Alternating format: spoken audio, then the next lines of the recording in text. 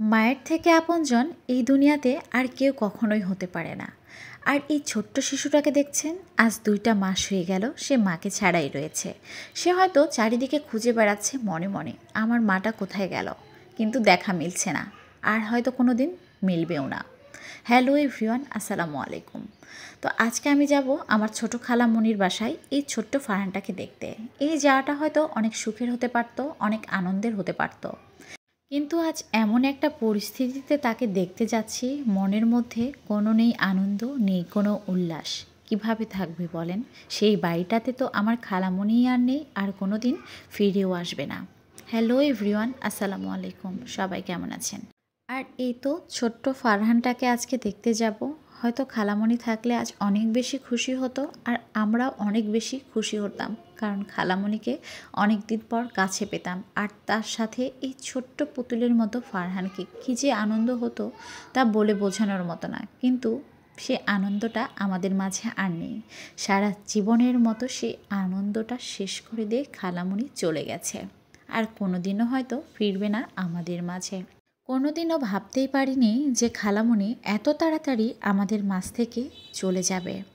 তবে এতটুকুই বলবো, খালামণি তুমি যেখানেই থাকো তুমি ভালো থাকো, আর সবাই আমার খালামণির জন্য অনেক অনেক দোয়া করবেন। আর এই তো খালামণির বাসায় আমি চলে এসেছি ফারহানকে দেখতে। এত বেশি খারাপ লাগছিল তা বলে বোঝানোর মতো না। আর এই বাসাটাতে আমি প্রথমবার আসছি, কারণ এর আগে খালামণিরা অন্য বাসায় ছিল, আর এই বাসাটা একদমই নতুন তৈরি করছিল। তো এই বাসাটা তৈরি করার পর 3 থেকে 4 মাস খালামণি এই বাসায় থেকেছে।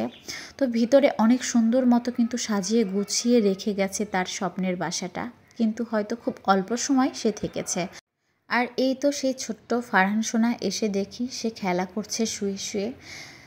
তাকে সবাই মিলে দেখে রেখেছে খুব আদর যত্নে, কারণ তার বাসার প্রত্যেকটা লোকজন অনেক বেশি ভালো। সবাই মিলে অনেক আদর যত্নে তাকে রেখেছে। কিন্তু মায়ের বিকল্প কি কোনো কিছু হতে পারে বলুন তো? একজন মাই বুঝতে পারে তার সন্তানের কখন কি লাগবে। কিন্তু কিছুই করার নেই, মাকে ছাড়াই এভাবে তোদের বেড়ে উঠতে হবে, একা একাই বড় হতে হবে, স্ট্রাগল করতে হবে, জীবনে অনেক বড় হতে হবে। মায়ের প্রত্যেকটা স্বপ্ন তোদেরকেই পূরণ করতে হবে। আমার এই ছোট্ট ফারহানটার জন্য সবাই দোয়া করবেন, সে যেন অনেক ভালো থাকতে পারে, সে যেন অনেক সুস্থ থাকে এবং মানুষের মতো মানুষ হতে পারে, এবং বড় হয়ে যেন মায়ের প্রতিটা স্বপ্ন যেন সে পূরণ করতে পারে।